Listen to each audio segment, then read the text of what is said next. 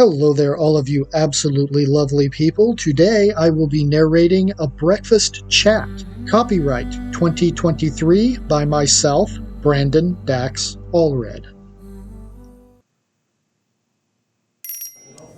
A small bell gave its pleasant jingle as Tahnara entered the room. The place smelled of flame-cooked meats and cheeses and sterile cleaning agents. In expected fashion, the dining area was white with red accents, had cheap checkered floor tiles, and metalwork lining the edges of the tables and bar. A glass case displaying several slices of cake and pie gave Tahnara the excuse she needed to observe the customers.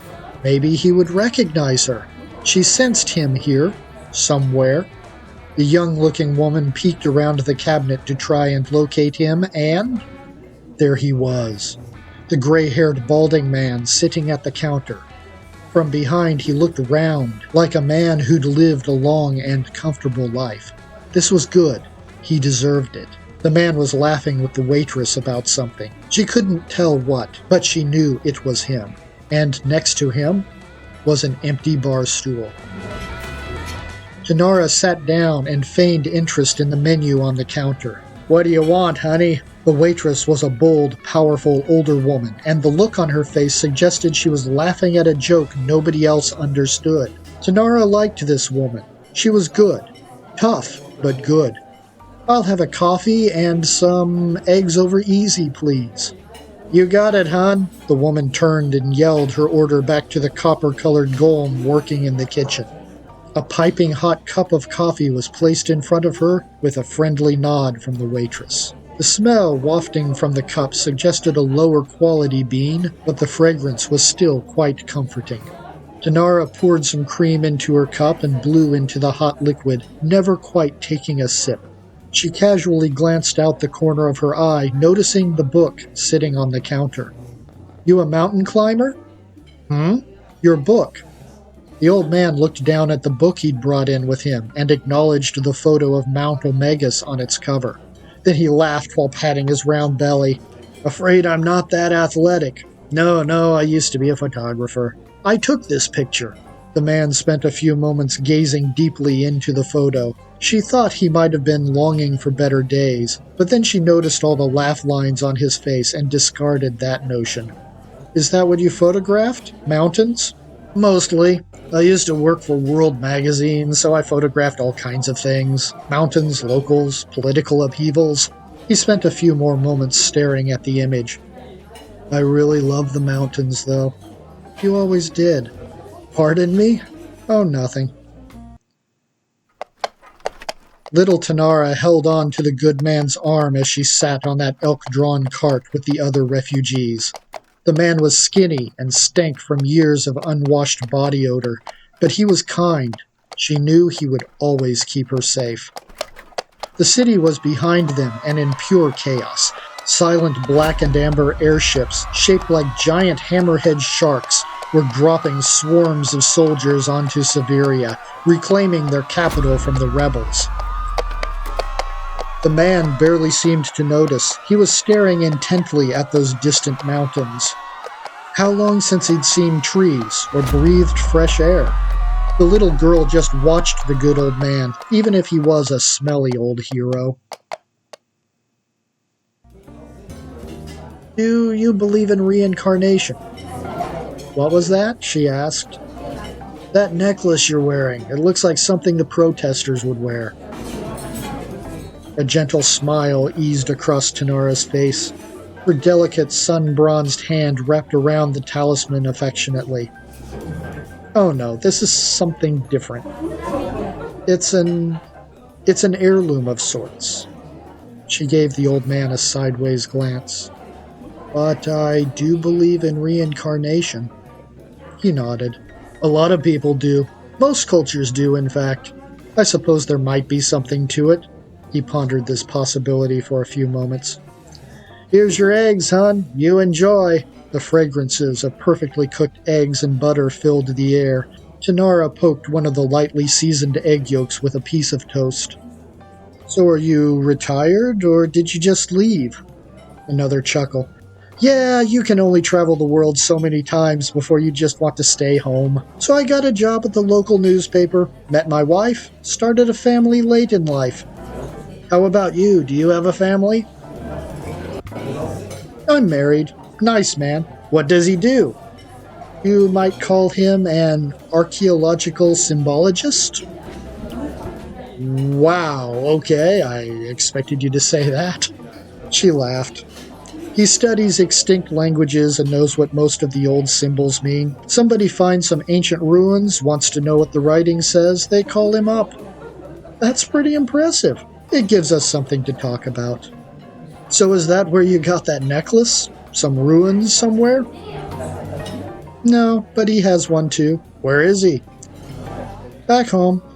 He knows this anniversary is personal for me, so he's giving me some space. Anniversary? Yeah, an old memory. She stood in the forest facing the cave where they had been hiding. The world had gone insane since their escape. Everyone fought everyone now, like scavengers over a carcass. News had reached them of some man named Tarjan who had stepped up and declared himself the new God King. But he was dead now. Someone far to the southwest made the same declaration. She was also dead. So the two of them hid in this cave, and they'd been living in it ever since. The old man sat at the entrance, looking out to the mountain forest. The air smelled fresh, and birds chirped in the distance. He seemed completely oblivious to the beauty of it all. Do you remember something? The old man slowly looked to her. His back was still hunched from years spent in that prison cell. He had told her many times about how he doubted he would ever stand straight again. But his time in that place had affected him in other ways as well. He was now the cleanest and most well-groomed man she had ever known. They had me researching some sort of immortality serum. Why would Saranda want an immortality serum? He must have wanted to share it with his people. Jokunda must have taken me in order to stop him. He paused and nodded. Yes, that must have been it. Tahnara gave him a flat stare. I know what you're thinking, but Saranda is the good guy. He cares about us. He is not good. The sky went dark as the booming sound of cannons being fired echoed through the mountain valley. Looking up, a massive hammerhead-shaped battleship slid silently across the sky. It traded salvos with two smaller but cleaner ships with violet markings. The odor of sulfur flooded the air. Chunks of twisted metal, suddenly affected by gravity, fell from the ships as artillery shredded their hulls. Are those Saranda's ships? The bat-shaped ones with the purple markings? Yes. I wonder if that old Joswargan vessel is a pirate or part of the Imperial Remnant. They're all pirates now that Jokunda's dead. Jory still shuddered at the idea of a god dying. She suspected he would never wrap his mind around the idea of that. Come, Jory, it's dangerous out here. I wonder if any of those ships have a lab. Dad? He turned and met her gaze. His gray eyes were red and teary. Come on. She made her voice as gentle as possible. We need to get back in the cave. The old man looked back to the ships, but then he slowly nodded. Tahnara fidgeted with a stubborn lock of curly gold hair. It had chosen this moment to fall in front of her golden-colored eyes, and nothing she did would persuade it to behave. So what do you remember about traveling the world, taking your photos? What do I remember? I don't know. There's something haunting in the eyes of a child refugee.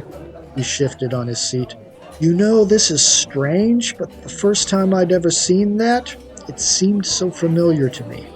Maybe a forgotten memory? The bronze-skinned girl offered. I don't think so. My childhood was a quiet one. Can't think of anything where I would have seen any refugees, especially not children. He glanced at her and paused. I'm sorry. Have we met before? Maybe? Despite her calm exterior, her heart raced with hope. Come on, she thought to herself. Remember. He shrugged and took a sip from his coffee. She sighed. Tahnara's arms shook with weakness. Her nose was frozen while her blistered hands burned. Her sweat had chilled within her coat and her feet were numb. "Leave me," came Jory's weak old voice. It was breathy and hollow, like a ghostly wind in the woods. "I want you, not me." "Shut up, Dad. I'm not leaving you here." "Live." "We're both going to make it." An accusatory snowflake drifted in front of her face. It seemed to mock her. Sounds of weak whimpering were muffled thickly by the deep snow. The woman tightened her grip on the makeshift stretcher, and blood oozed down the undersides of its handles. She forced herself to take another step, despite not being able to feel her feet. Tahnara fell face first into the snow. "I wanted better for you." Jory's dying voice was the only sound left. "I failed you, Tani. I failed." "Damn it, you did not fail me." The young woman was climbing back to her feet, powered by sheer anger. "Now we're getting out of here, you hear me? Both of us!" He muttered on as if he couldn't understand a word she was saying. "Why I wanted the serum. Why I wanted you to live. Wanted you to see a happier time." The woman was plunging forward, oblivious to the pain, oblivious to the numbness. "You finished your stupid serum, remember? Nibbles escaped. He never aged. Probably eaten by a hawk, but he never aged." Her throat hurt from the sudden yelling. "Wanted it for you." There! Faint and distant, the hint of a blue glow. "I see it, Dad. I see it. We're almost there." And now Tahnara plowed forward with a power she never knew she had. The sky was dark. Neither moon shone tonight, and a thin cloud cover hid the stars. But a shaft of light hovered above the distant tree, a beacon home. She pushed forward. After an eternity, the tree came into view. It was even grander than she remembered. The tree was huge, stretching into the sky. Her trunk and branches were black like charcoal, and so massive that multiple villages were nestled within the boughs. Staircases and ladders had been built into the crevices of her bark, but her leaves, they glowed blue. She produced every kind of fruit imaginable, as if the tree was the source of all life. "We're here, Dad! We're here!" "Who are you talking to?" The voice was low, slow, and ancient. Tahnara stopped, almost dropping the stretcher. She looked around at the silhouetted trees. "Who's there?" She didn't see anyone. "Please, we need your help." "Who do you mean by we?"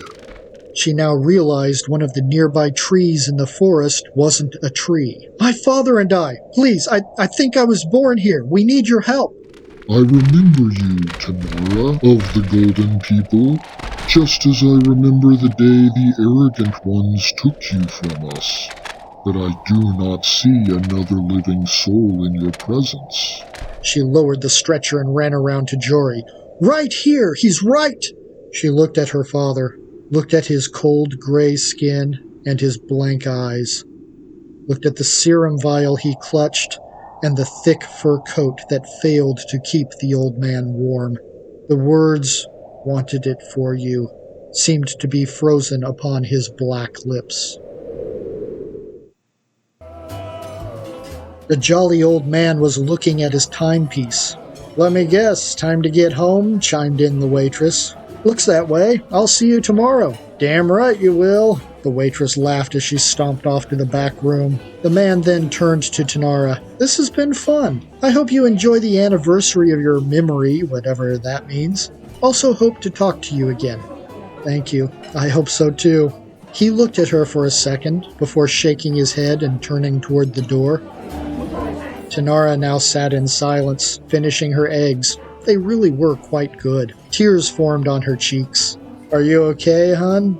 "I'm fine, thank you." She placed some money on the counter, bringing a look of surprise to the waitress's face. "You're a good person. So is the Goldman back. Please tell him he's a very good cook." "Will do, sweetie."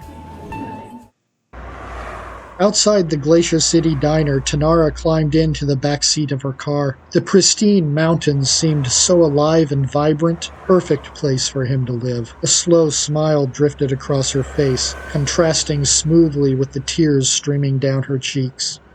Jira, her driver, turned to her. Did he remember you? The golem of iron and obsidian patiently waited. His finely pressed hat and uniform looked immaculate. She shook her head. Don't give up. She sat looking straight ahead. It's time to go home. I promised to be there for the birth. Tahnara nodded. Jira raised the privacy visor and started driving. A knot welled up from her stomach, and Tahnara cried.